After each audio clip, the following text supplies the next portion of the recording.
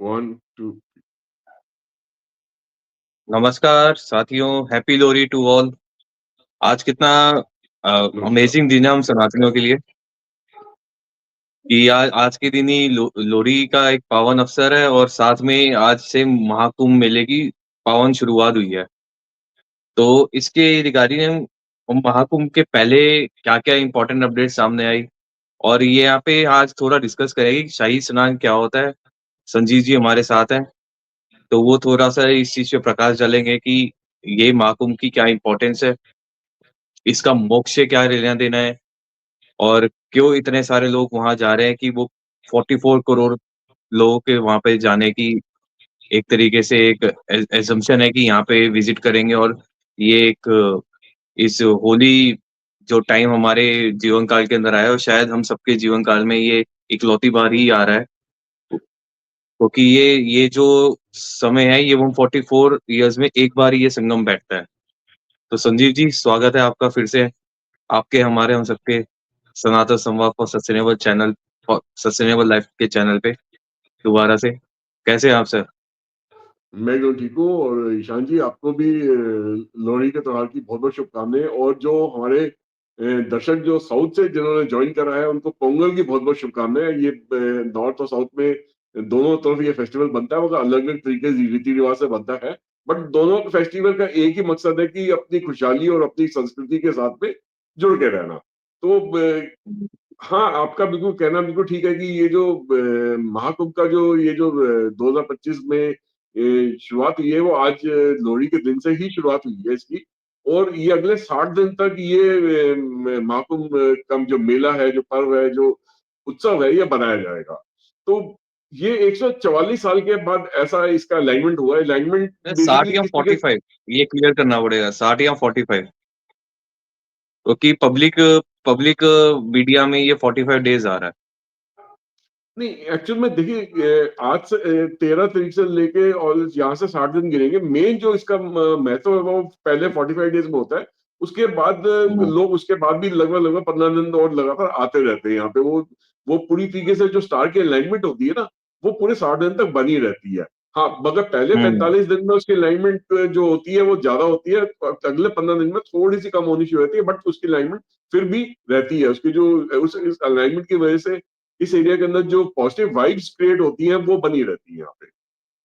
अब हुँ, 144 साल के बाद जो ये हम कहते हैं जी 144 साल के बाद ऐसे अलाइनमेंट बनी है, बिल्कुल ठीक कहना है कि देखिए जो कई सारे स्टार्स होते हैं जो एक साथ में अलाइन्ड होते हैं इस टाइम पर, जिसमें पृथ्वी, सूर्य, चंद्रमा और आपका गुरु बृहस्पति हो गया और शनि हो गया, साथ में आपका राहु केतु को एक साथ मिला के देखा जाता है कि ये प्लैनेटरी अलाइनमेंट किस प्रकार की हो रही है।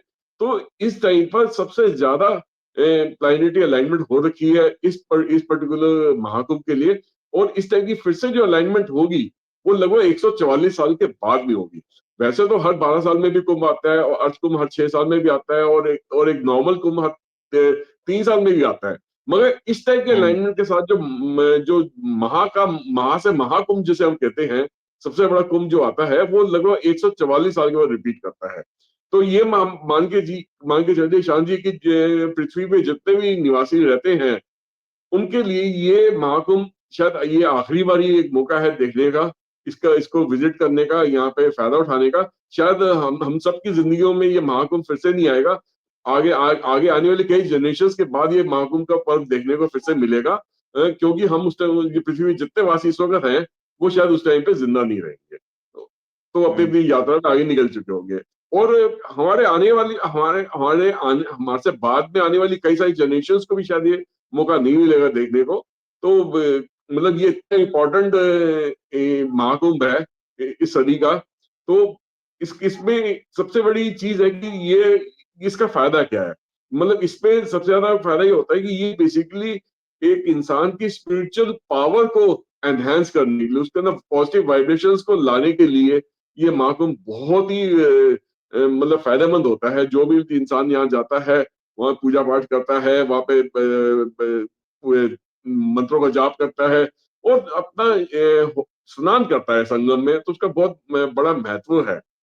तो ये सब चीजें मतलब एक इंसान की लाइफ में शायद ये एक ही बार आ सकती है, बारी-बारी नहीं आ सकती है, क्योंकि 144 साल के बाद एक बार यहाँ पे आता ही ऐसा ऐसा ऐसा महाकुंभ। सर बिल्कुल सही कहा आपने, शायद ही कोई इंसान या कोई ऐसा जीव होगा जो दोबारा से जिसके जीवन में ये वाला महापर्व का मौका आएगा। और वो कोई एक ही होगा, इसकी पॉसिबिलिटी से भी करे, लेकिन वो कोई एक या ज़्यादा 1-2 ही होंगे, हम करोड़ों अरबों जीव-जंतुओं में से। तो सर इसके बारे में, अब ये शाही स्नान के बारे में थोड़ा प्रकाश डालिए कि ये शाही स्नान में शाही स्नान ही क्यों नाम दिया गया, और इसमें कौन-कौन से अखाड़े इसमें पार्ट लेते हैं, और इसका इसका प्रोसेस कैसे रहता है? और ये सोल क्लींजिंग का के लिए क्यों इतना महत्वपूर्ण है? और दूसरा, आज एक और चीज़ देखिए कि आज एक कहीं न कहीं डुबकियाँ या डिप गंगा जी में या संगम के अंदर डिप करने का भी कॉम्पिटिशन सा भी लगा हुआ है वहाँ पे, कि कौन कितने ज़्यादा डुबकियाँ मारेगा वहाँ पे। ईशान जी, जैसे मैंने कहा कि ये उत्सव है स्पिरिचुअलिटी को सेलिब्रेट करने का, ये उत्सव है ट्रेडिशन को सेलिब्रेट करने का, ये उत्सव है अपनी अपनी सनातन संस्कृति को सेलिब्रेट करने का, हमारे सनातन धर्म को सेलिब्रेट करने का। ये हिंदुओं के लिए, सनातन संस्कृति के लिए इससे बड़ा फेस्टिवल हो नहीं सकता, इससे बड़ा मतलब कोई एक गैदरिंग नहीं हो सकती। वर्ल्ड की सबसे बड़ी गैदरिंग है ये, किसी भी रिलीजियस आउटफिट के लिए, किसी भी रिलीजियस रिलीजियस ग्रुप के लिए। तो शायद किसी और रिलीजन के अंदर भी इससे बड़ी गैदरिंग कभी होती नहीं है, जितनी महाकुंभ में होती है। तो इसमें अनुमान लगाया जा रहा है कि लगभग 44 करोड़ लोग यहाँ पे विजिट करेंगे अगले 60 दिन के अंदर में, और रोज करोड़ों की तादाद में लोग आएंगे। और यहाँ पे जो एक स्नान करने का बहुत बड़ा महत्व है। स्नान दो तरीके के हैं, एक तो कोई भी इंसान जाके वहां पे स्नान कर सकता है, दूसरा होता है शाही स्नान। अब हमारे और आपके जैसे जो लोग हैं, या आम इंसान हैं, या जितने भी लोग हैं, हम लोग वहां पर नॉर्मल तरीके से जाके स्नान कर सकते हैं, किसी भी दिन जाके स्नान कर सकते हैं।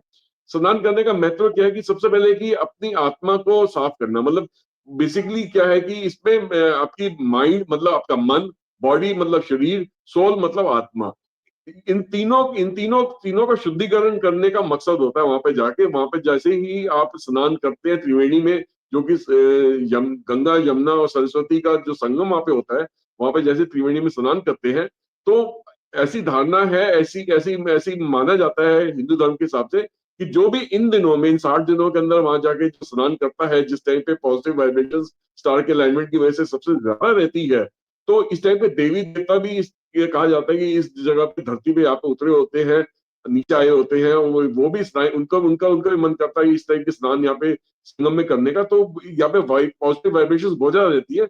उससे आपकी माइंड, बॉडी और सोल, मतलब कि तन, मन और शरीर जो है और आत्मा जो है, सबका वहां पे शुद्धिकरण होता है। और उससे उससे आपको मतलब कि जो लोग मोक्ष पाना चाहते हैं, जो मोक्ष जिनको लगता है कि उनके उनकी जिंदगी में बहुत कुछ गलत हुआ है या गलत करा गया उनकी तरफ से, उनके लिए बहुत बढ़िया मौका है कि वहां जाएं, अपने अपने पापों को वहां पे स्नान के जरिए धोएं, पूजा पाठ करवाएं, वहां पे यज्ञों में हिस्सा लें, और ध्यान लगाएं, अपने आप को परमात्मा के साथ ध्यान लगा के अपनी आत्मा को परमात्मा के साथ जोड़ने की कोशिश करें। कुछ समय वहां बिताएं, कुछ दिन वहां बिताएं, ताकि आपकी आत्मा की शुद्धिकरण हो सके। तो ये इसका बहुत बड़ा महत्व है। दूसरी चीज, शाही स्नान, ये तो हो गया एक आम स्नान जो कि कोई भी जाके कर सकता है। शाही स्नान में बेसिकली क्या होता है कि ईशान जी, बेसिकली जितने भी गुरुजन हैं, साधु संत लोग हैं, महात्मा लोग हैं, जितने भी अखाड़े हैं पूरे हिंदुस्तान में, उसमें जितने भी लोग उन अखाड़ों के साथ जुड़े हैं, उनके सेवा करने वाले लोग जो हैं, वो पूरे एकत्रित होते हैं अलग अलग दिन में, उनके उनको वो दिनों में, जिनको शाही स्नान के दिन यहाँ पे बताए जाए, अभी आगे बताऊंगा मैं आपको। उन दिनों में इकट्ठे होते हैं, और ये क्या करते हैं कि वहां पे डुबकी लगाते हैं। और जब डुबकी लगाते हैं तो कई सारे लोग उनके साथ भी डुबकी लगाने की कोशिश करते हैं, तो उनको, कुछ लोगों को उनको अलाउ करा जाता है कि उनके साथ कर लीजिए, क्योंकि इन लोगों की अपने आप में भीड़ बहुत बड़ी होती है।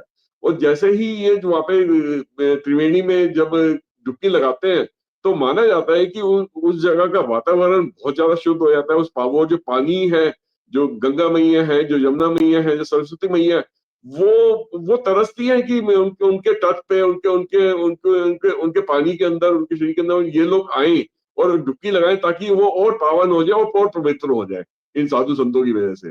तो ये शाही स्नान का महत्व बहुत बड़ा होता है। इसी वजह से इनके अलग अलग दिन में बांधे हुए हैं। और ये इस टाइम पे जैसे ही जो से अखाड़े जो से गुरुजन जो से संत महात्मा वहां पे शाही स्नान के लिए जाते हैं, तो पूरा एक मेले जैसा उत्सव जैसा माहौल होता है कि हर एक अखाड़े का अपना अलग रिचुअल होता है, अपनी एक अलग चाल होती है चलने की, अपना एक अलग बोली होती है, अलग एक नारा होता है वहां पे।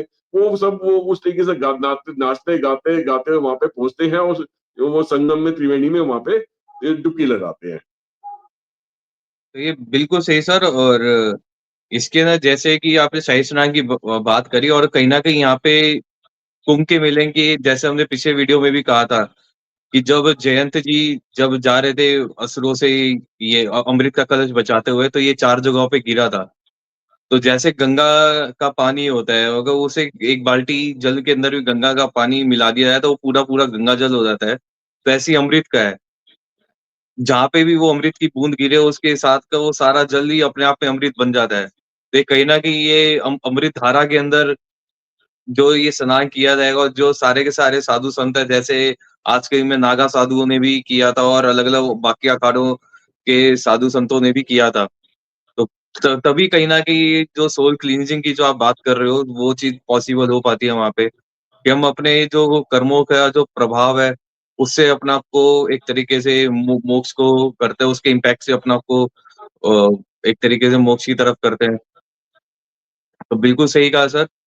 इसके अलावा जैसे कुछ चीज़ें और थी इसके हिस्टोरिकल महत्व के बारे में भी, और यहाँ पे देखा जाए तो यहाँ पे हमें अब गवर्नमेंट ऑफ इंडिया और पर्टिकुलरली गवर्नमेंट ऑफ यूपी की भी बहुत बड़ी अ, तारीफ करनी चाहिए। और वहाँ पे बैठे हुए जितने भी बॉडीज हैं, जो वहाँ पे वॉलंटियर्स बैठे हैं, जो वहाँ पे सिक्योरिटी पर्सन्स बैठे हैं, तो उनकी भी एक बहुत बड़ी तारीफ करनी चाहिए हमें, जो सिस्टमैटिक वे से वहाँ पे इतनी बड़ी गैदरिंग को वो मैनेज कर रहे हैं।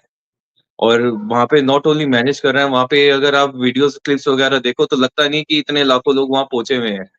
मतलब इतने लोगों की इतने लोग जहाँ इकट्ठे हुए तब भी भीड़ वाला इम्पैक्ट नहीं आ रहा, कोई धक्के-मुक्की, कोई कुछ नहीं, बहुत अमेज़िंग तरीके से चीज़ें सिस्टमैटिक वे में मैनेज है वहाँ पे। तो इसके बा इ इसके अंदर कहीं न कहीं एक महाकुंभ की एक वेबसाइट भी है, वहाँ जाके हम अपने अरेंजर्स वगैरह बुक भी कर सकते हैं, वहाँ पे सारी इन्फॉर्मेशंस अवेलेबल है, कहाँ पे हम स्टे वगैरह और टूर की बहुत सारी इन्फॉर्मेशन उस वेबसाइट पे अवेलेबल है। वो वेबसाइट हम महाकुंभ की अपने डिस्क्रिप्शन बॉक्स में भी नीचे शेयर करेंगे अभी।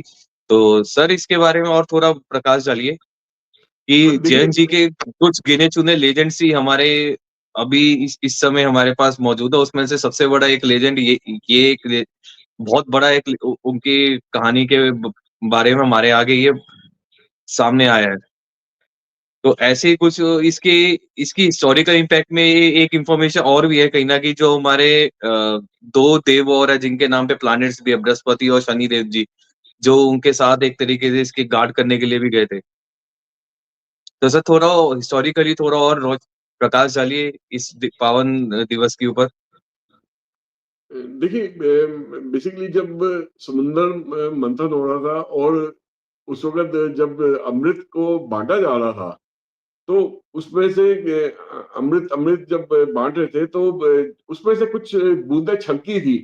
तो वो बताया जा रहा है कि वो 4 बूँदें वहाँ पे धरती पे गिरी थी, जिसमें से एक प्रयागराज में गिरी थी, एक नासिक में गिरी थी, एक हरिद्वार में गिरी थी और एक उज्जैन में गिरी थी। तो इसीलिए हुँ। इन चारों जगह का महत्व है कि यही इन्हीं 4 जगह पे ही महाकुंभ का आयोजन हो रहा था। इन चारों जगह के अलावा पूरे भारतवर्ष में कहीं भी और आयोजन महाकुंभ के नाम पे नहीं हो सकता। और कोई फेस्टिवल बन सकता है मगर महाकुंभ नहीं बन सकता। कुंभ क्योंकि के बिल्कुल, नाम पे नहीं हो बिल्कुल सकता। सही कहा सर। कुंभ कुंभ अक्सर ही कहीं न कहीं एक मतलब इंग्लिश में हम पिक्चर कह लें या पॉट कह लें, हाँ तो जी। हम आम हिंदी में उसे लोटा कह लें, तो उसी से छलकी हुई ये बूँदें, तभी शायद इसका नाम कुंभ का मेला रखा गया है। हाँ जी, हाँ जी। और ईशान जी, मैं थोड़ी-सी इन्फॉर्मेशन यहाँ पे और देना देना चाहूँगा कि कुछ दिन यहाँ पे तय हो रखे हैं ऑलरेडी, कि वो हुँ, स्टार्स के अलाइनमेंट के हिसाब से हैं। जितने भी आपके उसके हिसाब से निकाले गए कि किस-किस दिन यहाँ पे शाही स्नान होगा। आज जैसे पहला हुँ, दिन है कुंभ के मेले का, तो आज एक सबसे पहला शाही स्नान तो आज ही हुआ है, जनवरी 13 को। तो इसको पौष पूर्णिमा कहते हैं। ये आज पहला शाही स्नान है।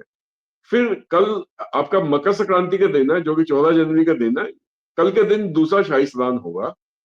फिर 29 जनवरी को मौनी अमावस्या का दिन माना जाता है। मौनी, MAUNI, मौनी अमावस्या। हुँ। तो ये है 29 जनवरी को, इस दिन तीसरा शाही स्नान होगा। फिर 3 फरवरी को बसंत पंचमी का दिन है, तो इस दिन चौथा शाही स्नान होगा। 12 फरवरी को माघ पूर्णिमा, माघ मतलब मध्य, मतलब जिसको आधा आधा टाइम निकल जाता है उसको इसका, तो माघ पूर्णिमा कहा जाता है। इस दिन पांचवा शाही स्नान होगा। और 26 जनवरी को आखिरी ये शाही स्नान होगा, जिस दिन महाशिवरात्रि का दिन होगा। उस दिन छठवां 26 शाही फरवरी स्नान से होगा। 26 26 फरवरी। फरवरी। हाँ सॉरी, हाँ मैं जी। इसको फिर दिन रिपीट कर देता हूँ। 13 जनवरी, 14 जनवरी, 29 जनवरी, 3 फरवरी, 12 फरवरी और 26 फरवरी। 26 फरवरी को आखिरी शाही स्नान होगा, जिस दिन महाशिवरात्रि का दिन होगा। तो उस दिन छठवां हुँ। शाही स्नान होगा। अब जो वेबसाइट हम जैसे बता रहे हैं कि अगर आप गवर्नमेंट की वेबसाइट पे जाते हैं, जैसे www.mahakumbh.in पे जाते हो, तो उस पे आपको ये गवर्नमेंट की ऑफिशियल वेबसाइट है। इस पे आप जाके रजिस्ट्रेशन कर सकते हैं। आप अपना नाम, कॉन्टैक्ट इन्फो और जिस दिन प्रेफर्ड डेट्स, आप जिस दिन को ट्रैवल करना चाहते हो उस दिन का बता सकते हो। और जो फॉर्म सबमिट करने के बाद आपको कंफर्मेशन आएगी, उसके लिए थोड़ा सा वेट करना पड़ेगा आपको। और वहां पे क्या क्या अरेंजमेंट्स है, कहाँ कहाँ जाके रुक सकते हैं, किन किन पूजा पूजा में, अर्चना में आप भाग ले सकते हैं। अगर शाही स्नान में अब गुरुजनों के साथ और साधु संतों के साथ भाग लेके शाही स्नान भी करना चाहते हैं, जिन दिन शाही स्नान है उसका भी अरेंजमेंट है वहां पे। मगर उसके लिए शायद आपको शायद कुछ दान अर्चना करनी पड़ेगी। वो अगर कर सकते हैं तो आप वो शाही स्नान में भी हिस्सा ले सकते हैं। और और भी कई सारे कार्यक्रम हैं, और भी कई सारी चीजें, बहुत विख्यात रूप से ये वेबसाइट तैयार करी गई है। इसको आप जाएंगे, इसको इसको पढ़ने में इतना आनंद आता है कि मतलब ये इतनी विशाल बनाई है कि इसमें शायद शुरू से लेके अब तक जितना भी कुछ महाकुंभ में हुआ है उसके बारे में सारी जानकारी इस वेबसाइट में देने की कोशिश करी है। और किन किन चीजों को वहां पे फॉलो करना है, कहाँ पे पार्किंग है, कहाँ पे रेलवे स्टेशन है, कहाँ पे एयर बुकिंग है, उन सब चीजों के बारे में भी इसमें जानकारी मुहैया करवाई गई है।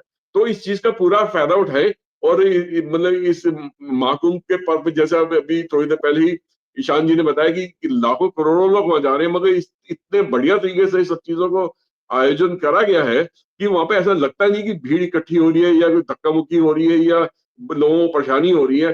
पूरा प्रशासन जो है वो चीज की पूरी देखभाल कर रहा है। वहां पे जो पुलिस फोर्स है, जो या जो सिक्योरिटी फोर्सेस है, उसमें उसमें वो त्रिवेणी पे जो पानी है वहां पे बोट से भी सिक्योरिटी को देख रहे हैं, लोगों को गाइड कर रहे हैं।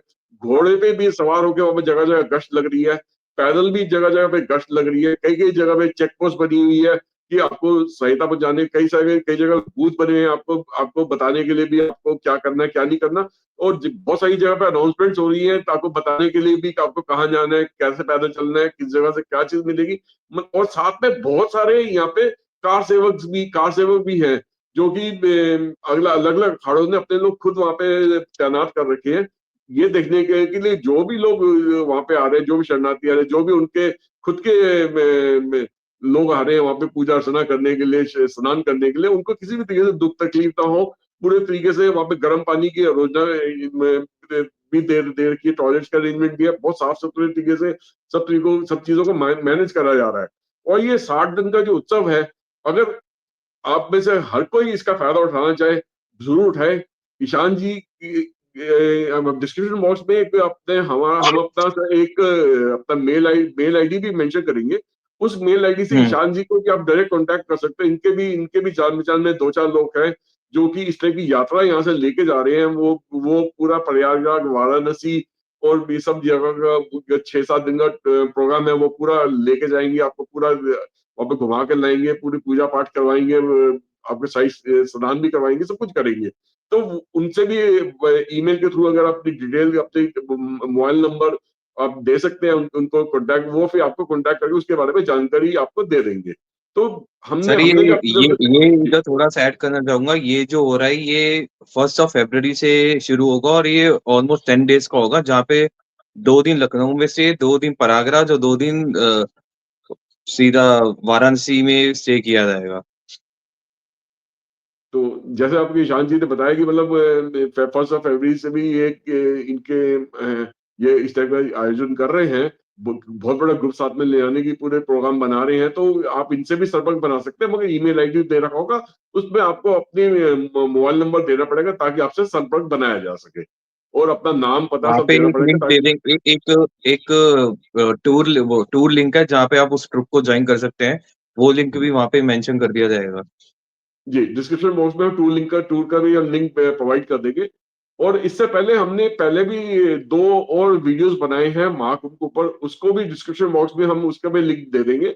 आप उसको भी देख के उसका भी फायदा उठा सकते हैं और अपने नॉलेज और बढ़ा सकते हैं महाकुंभ के बारे में।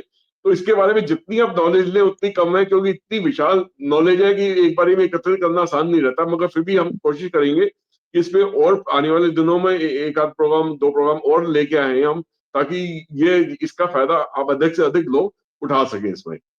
ईशान जी, अगर आप अपनी तरफ से कुछ और जोड़ना चाहें तो बताएँ? नहीं सर, अभी तो और नहीं, अभी देखो अगर हमारा मौका लगता है वहाँ जाने का तो ज़रूर उसके ऊपर भी एक वीडियो शेयर करेंगे, वहाँ पे हमने क्या एक्सपीरियंस है, क्या नहीं, अगर हम वहाँ जा पाते हैं तो। हाँ जी। चलिए, आज हम अपने वीडियो को यहीं पे समाप्त करेंगे और उम्मीद करते हैं कि आपको हमारी वीडियो पसंद आई होगी, और अगर आपको हमारी वीडियो पसंद आई है तो इसको ज़रूर लाइक कीजिएगा, सब्सक्राइब कीजिएगा और अधिक से अधिक लोगों तक शेयर कीजिएगा, ताकि वो भी महाकुंभ के इस पर्व पे पहुँच सके और अपने जीवन जीवन में अपनी खुशहाली ला सके, और वहाँ पे जाके स्नान करके अपनी आत्मा को, अपने तन को, अपने मन को वहाँ पे उसका शुद्धिकरण कर सके। बहुत-बहुत धन्यवाद। बहुत-बहुत धन्यवाद। जय हिंद, जय भारत। जय हिंद, जय भारत।